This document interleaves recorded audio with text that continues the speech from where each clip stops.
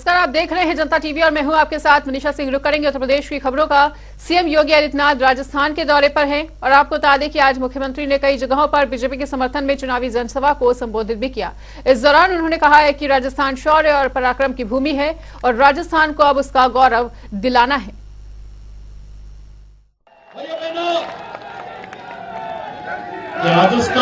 जिस राजस्थान को देश के पर्यटन के सबसे बड़े केंद्र के रूप में पूर्व उपराष्ट्रपति और राजस्थान के पूर्व मुख्यमंत्री माननीय श्री भैरव सिंह शेखावत जी ने स्थापित कर दिया था, जिस राजस्थान को भारतीय जनता पार्टी ने अपने शासन काल में विकास की एक नई ऊंचाइयों को आगे बढ़ाने का प्रयास किया था और जिस राजस्थान में 5 वर्ष पहले तक विकास हर गांव, हर गरीब, हर किसान, हर नौजवान, हर महिला तक पहुंचाने के लिए बड़े बड़े कार्यक्रम और कार्य योजनाएं आगे बढ़ी थी, श्रीमती वसुंधरा राजे जी के नेतृत्व की भारतीय जनता पार्टी सरकार ने आगे बढ़ाया था। आखिर 5 वर्ष में ऐसा क्या हो गया कि वह राजस्थान आज विकास में, पर्यटन में, रोजगार देने में, अन्नदाता किसानों के खुशहाली में नंबर 1 पर नहीं है।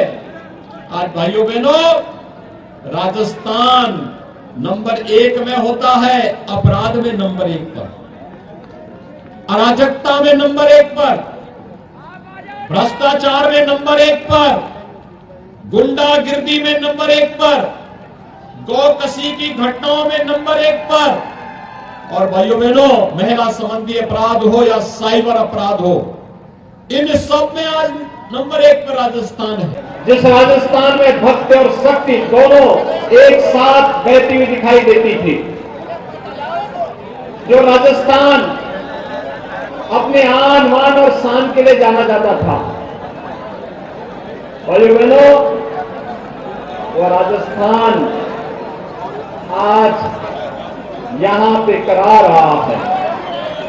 कहीं कन्हैयालाल तेली की हत्या होती है, कहीं पर बहन और बेटियों के साथ जिस प्रकार का अपराध होता है, आज राजस्थान के बारे में, राजस्थान की इस बदहाल स्थिति के लिए राजस्थान जाना जा रहा है। और महंगाई इंडेक्स में भी राजस्थान नंबर 1 पर है।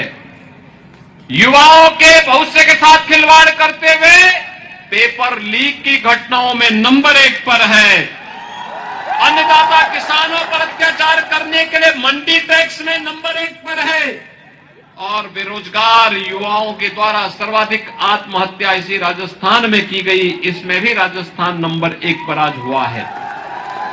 भाइयों बहनों, इससे उभार करके एक बार फिर से राजस्थान को उसका गौरव दिलाने के लिए आज भारतीय जनता पार्टी विधानसभा चुनावों के माध्यम से आपके बीच में आई है।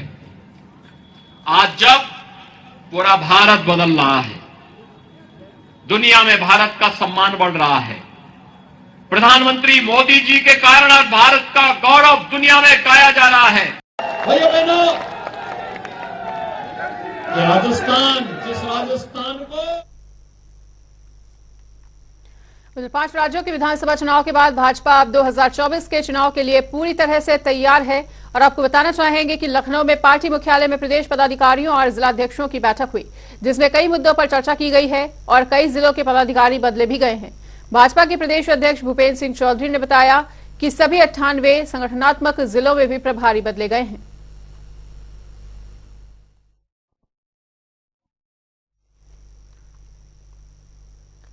उधर सुभाषपा अध्यक्ष ओम प्रकाश राजभर ने सपा पर निशाना साधते हुए कहा है कि उनका विकेट अब गिरने वाला है। साथ ही राजभर ने यह बड़ी बात भी कही है कि इंडिया गठबंधन के कई नेता उनके संपर्क में हैं, इसलिए उनका विकेट अब गिरने वाला है। और आगे क्या कुछ कहा है उन्होंने, वो भी सुनिए।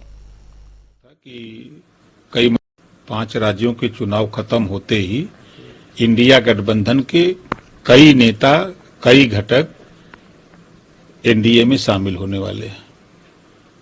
कि जब मैं सपा में गया तो भी मैंने बयान दिया था कि कई मंत्री हमारे संपर्क में हैं। गए भी, देखा भी, विधायक कई को गए, फिर विराम लगा। फिर मैं सपा से इधर आया तो मैंने कहा ना कि कई लोग अब इधर आने वाले हैं, तो लोग नहीं मान रहे थे। एक रिजाइन दिया, 4 लोग लाइन में थे। आप लोगों के चैनलों पे चलने भी लगा, खूब चला।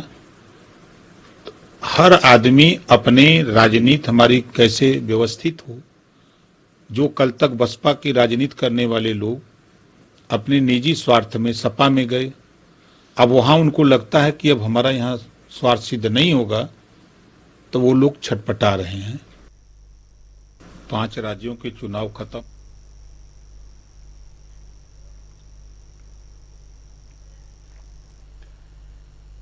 तो ओम प्रकाश राजभर का ये बड़ा बयान सामने आया है और उन्होंने कहा है कि सपा के कई विकेट गिरने वाले हैं। और इसी बीच हमारे साथ प्रवक्ता सपा मनोज यादव जुड़ चुके हैं। बहुत बहुत स्वागत है मनोज जी जनता टीवी पर आपका।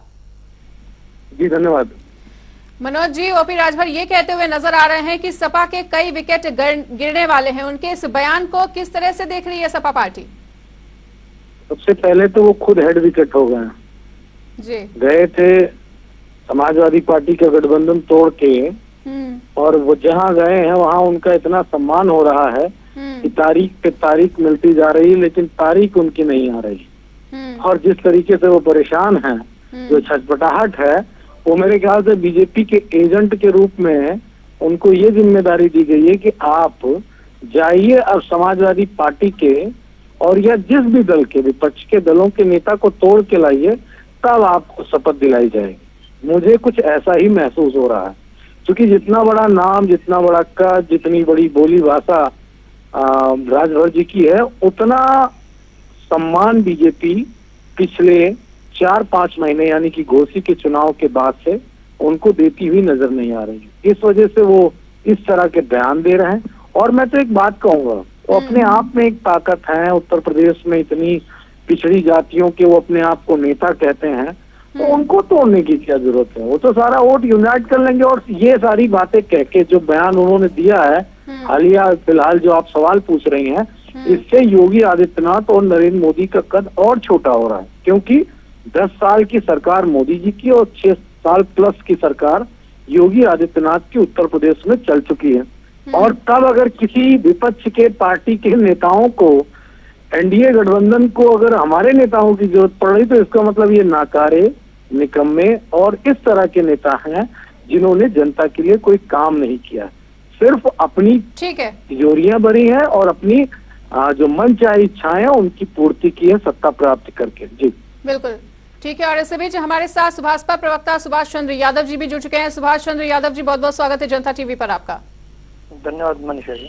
बिल्कुल सुभाष जी, तो मनोज यादव जी ने तो जो तमाम बातें कही हैं वो आपने सुनी ही हैं। और साथ ही साथ जिस तरह से ओम प्रकाश राजभर ये कहते हुए नजर आ रहे हैं कि सपा के विकेट अब गिरने वाले हैं, उस पर सपा प्रवक्ता का क्या कुछ रिएक्शन है वो सुना, आपकी क्या कुछ प्रतिक्रिया? देखिए मनीषा जी, इसके अंदर कोई दो राय नहीं है कि हमारे राष्ट्रीय अध्यक्ष माननीय ओम प्रकाश राजभर जी ने बिल्कुल सही कहा कि समाजवादी पार्टी के विकेट गिरने वाले हैं। और विकेट के कारण समाजवादी पार्टी के सुप्रीमो और समाजवादी पार्टी के बड़बोले नेता स्वामी प्रसाद मौर्य जी हैं, ये जिन पिछड़ों की बात करते हैं, जिन दलितों की बात करते हैं, जिन अल्पसंख्यकों की बात करते हैं, लेकिन जब भी इन्हें राजनीतिक हिस्सेदारी या प्रतिनिधित्व देने की बारी आती है, तो सारे पिछड़े दलित अल्पसंख्यकों को भूल जाते हैं। और विकेट किस प्रकार गिरेगा, मनोज जी बोल रहे थे, लेकिन मनोज जी को फिर भी यहाँ पे एक्सप्लेन कर देना चाहता हूँ। जिस प्रकार स्वामी प्रसाद मौर्य जी आए दिन धर्म को लेकर आस्था के साथ में, हिंदू धर्म के साथ में खिलवाड़ कर रहे हैं, उसी चीज को ध्यान में रखते हुए समाजवादी पार्टी के अंदर जो स्वर्ण वर्ग है, एक विशेष तबका जो उसके अंदर है, वो खुद समाजवादी पार्टी से नाराज चल रहा है, वो खुद स्वामी प्रसाद मौर्य के बयानों से अपने आप को ऐसा महसूस कर रहा है। तो यही कुछ ऐसे लोग हैं जो जैसे जैसे लोकसभा चुनाव नजदीक आएगा वैसे वैसे समाजवादी पार्टी के विकेट गिरना लाजमी है, और ये युक्ति संगत चीजें हैं। और अगर इसको हमारे राष्ट्रीय अध्यक्ष माननीय ओम प्रकाश राजभर जी अगर कह रहे हैं, तो इसके अंदर कोई अतिशयोक्ति नहीं है। समाजवादी पार्टी को अपना घर बचाना चाहिए। ये एक ठगों के ठगबंधन को तैयार करने के लिए निकले थे, INDIA बनाया था इन लोगों ने। उस ठगों के ठगबंधन की सिर्फ फुटबॉल की शुरुआत 5 राज्यों के विधानसभा चुनाव से दिखी रही है। जिस प्रकार समाजवादी पार्टी के सुप्रीमो आक्रामक तरीके से कांग्रेस के ऊपर वार प्रतिवार कर रहे हैं मध्य प्रदेश के विधानसभा चुनाव के अंदर, उससे इस बात को स्पष्ट बल मिलता है कि कहीं न कहीं समाजवादी पार्टी पूरी तरीके से बैकफुटर है। और समाजवादी पार्टी का यही बुकफुट सामने वाले टाइम के अंदर, लोकसभा के अंदर, इनके अंदर की जो वास्तविकता, जो नाराजगी है, वो जगजाहिर होते हुए और विकेटों का गिरना एक के बाद एक शुरू हो जाएगा। तो अब इसको अगर डैमेज कंट्रोल करने के लिए मनोज भैया बड़े वरिष्ठ मेरे बड़े भाई हैं, जाहिर सी बात है अपनी पार्टी का पक्ष रखेंगे, लेकिन जो युक्ति संगत चीजें हैं और वो पूरी तरीके से इशारा कर रही हैं कि आने वाले समय के अंदर समाजवादी पार्टी का विकेट गिरना एकदम कंफर्म है, क्योंकि जिस प्रकार स्वामी प्रसाद मौर्य समाजवादी पार्टी को समाप्तवादी पार्टी बनाने के लिए बीड़ा उठा चुके हैं, वो जब तक समाजवादी पार्टी को पूरी तरीके से नेस्तो नाबूद नहीं कर देंगे तब तक वो चैन से नहीं बैठेंगे मनीषा जी। ठीक है, बिल्कुल। तो मनोज यादव जी, सुभाष चंद्र यादव ने स्वामी प्रसाद मौर्य का जिक्र किया है और साथ ही साथ ओम प्रकाश राजभर जी भी ये कहते हुए नजर आए हैं कि कहीं ना कहीं स्वामी प्रसाद मौर्य का जो मानसिक संतुलन है वो बिगड़ गया है। इस तरह की बयानबाजी करते हुए नजर आए हैं ओम प्रकाश राजभर जी। और जिस तरह से सुभाष चंद्र यादव ने यह भी बोला है कि ये लाजमी है कि सपा के विकेट गिर सकते हैं, इसका क्या कुछ विकल्प है सपा पार्टी के पास? सपा को बचाने के लिए अब अगला कदम क्या कुछ होने वाला है सपा का? कोई विकल्प नहीं। स्वामी प्रसाद मौर्य जी जो बात कर रहे हैं वो तथ्यात्मक बात कर रहे हैं, सवाल पूछ रहे हैं मौजूदा धर्म को बेचने वाली सरकार से। अगर मौजूदा सरकार के पास कोई तथ्य हैं, धर्माचार्यों के पास कोई तथ्य हैं, उनकी बात को झुठला सकते हैं अगर, तो उस पे धर्माचार्यों को, बीजेपी को और भगवान राम को बेचने वालों को जवाब देना चाहिए।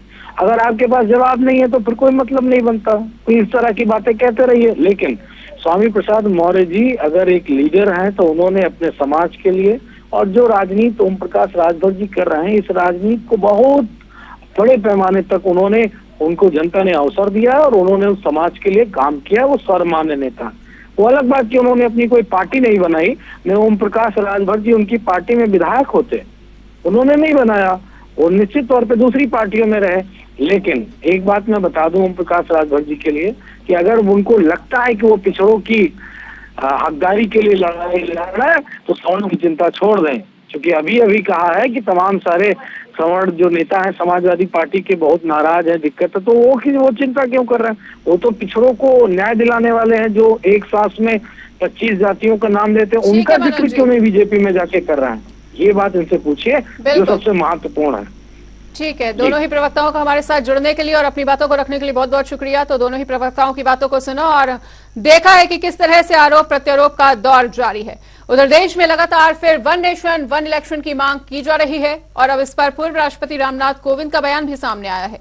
उन्होंने कहा है कि वन नेशन वन इलेक्शन देश हित में है और अगर ये लागू होता है तो अलग अलग चुनाव में होने वाला खर्चा काफी हद तक कम हो जाएगा। आपको बता दें कि पूर्व राष्ट्रपति रामनाथ कोविंद एक निजी कार्यक्रम में भाग लेने के लिए रायबरेली पहुंचे हुए थे और उसी दौरान उन्होंने ये तमाम बातें कही हैं।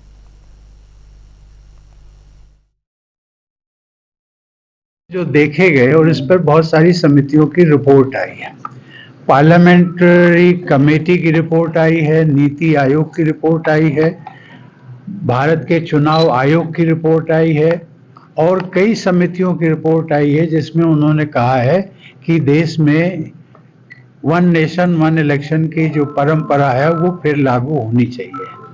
भारत सरकार ने एक हाई लेवल कमेटी नियुक्त की है, उसका मुझे चेयरमैन बनाया है और उसमें और भी हमारे सदस्य हैं। हम सब लोग मिलकर के और जनता के साथ मिलकर के एक वाया मीडिया कुछ निकालने की कोशिश कर रहे हैं। सरकार को सुझाव देंगे कि किस प्रकार से इस प्रथा को पुनः लागू कर सकते हैं। मैंने सभी जितने भी राष्ट्रीय रजिस्टर्ड दल हैं उन सबसे भी संपर्क किया है, उनके सुझाव मांगे हैं और कभी न कभी हर राष्ट्रीय राजनीतिक दल ने इसका समर्थन भी किया है। कुछ दल हो सकते हैं लेकिन हम सबसे रिक्वेस्ट कर रहे हैं कि वे आप हमें सकारात्मक अपना सहयोग हमें इसमें दीजिए, क्योंकि इससे देश का हित है। ये एक राष्ट्रीय हित के मुद्दा है, इसमें किसी भी राजनीतिक दल का कोई लेना देना नहीं है। एक एग्जाम्पल हम आपको देते हैं, आप बड़े विद्वान मीडिया के लोग हैं, आप इस पे सोचिएगा कि ये प्रथा यदि लागू होती है तो उसका जो भी केंद्र में राजनीतिक दल सत्ताधारी दल होगा उसको फायदा होगा।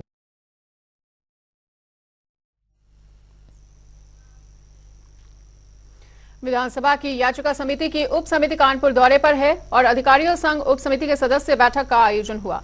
आपको बता दें कि विधानसभा अध्यक्ष और समिति के सदस्य मेडिकल कॉलेज सभागार पहुंचे हुए थे और वहीं इस दौरान समिति के सदस्यों ने जीएसवी मेडिकल कॉलेज, जेके कैंसर संस्थान और चिकित्सा शिक्षा स्वास्थ्य विभाग के संस्थानों के मौजूदा हालातों को स्थलीय निरीक्षण भी उनका किया।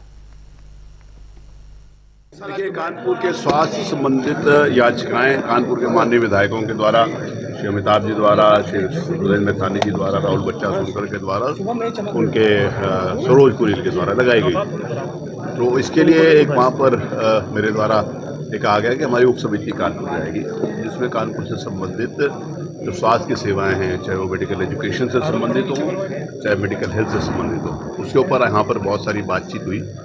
उन विषयों को भी लिया गया जो विधानसभा में उठे थे, उन विषयों को भी लिया गया जो जनरल कानपुर में आवश्यकता है।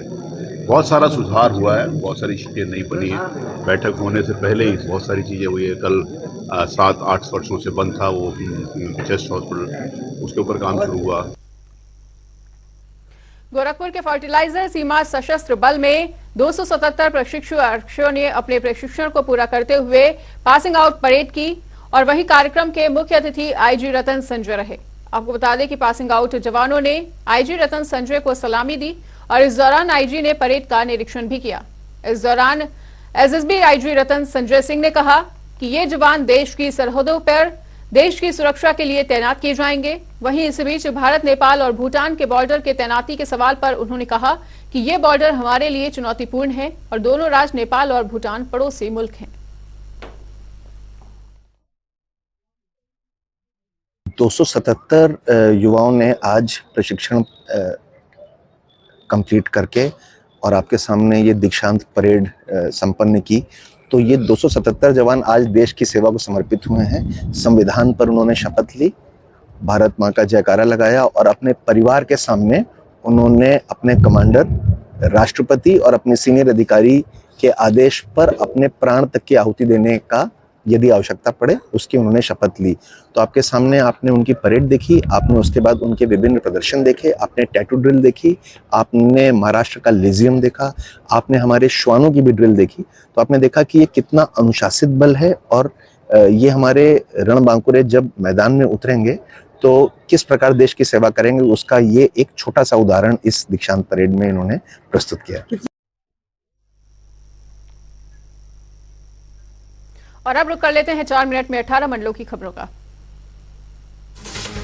इटावा में ससुराली जनों की हैवानियत, बहू को घर के अंदर जिंदा जलाया, मामले की जांच में जुटी हुई है पुलिस। आगरा में तेज रफ्तार चंबल से भरे ट्रैक्टर ने इलेक्ट्रिक बस में मारी टक्कर, लोगों में मचा हड़कंप, खेरागढ़ मार्ग की घटना। कानपुर में पेशी को जा रहे कैदी को पुलिस वाहन से गिरता हुआ नजर देखा गया, वहीं गंभीर हालत में अस्पताल में कराया गया है भर्ती, पुलिस के फूले हाथ पांव।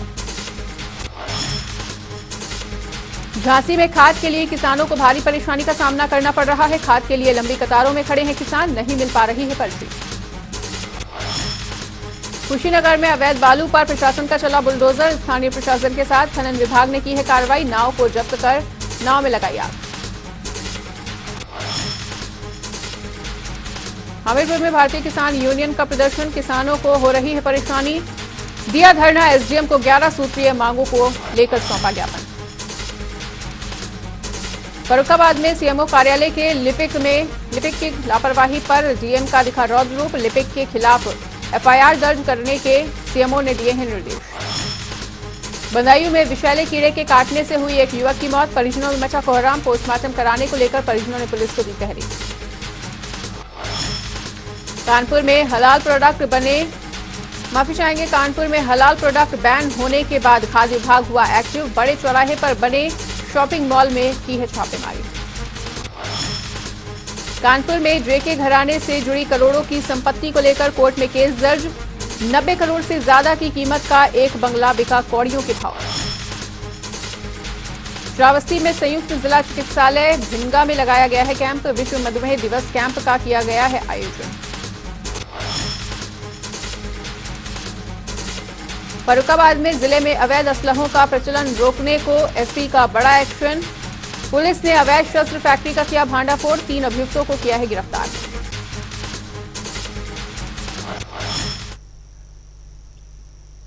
और यहाँ पर रुकेंगे एक छोटे ब्रेक के लिए। खबरों का सिलसिला लगातार जारी है, देखते रहिए जनता टीवी।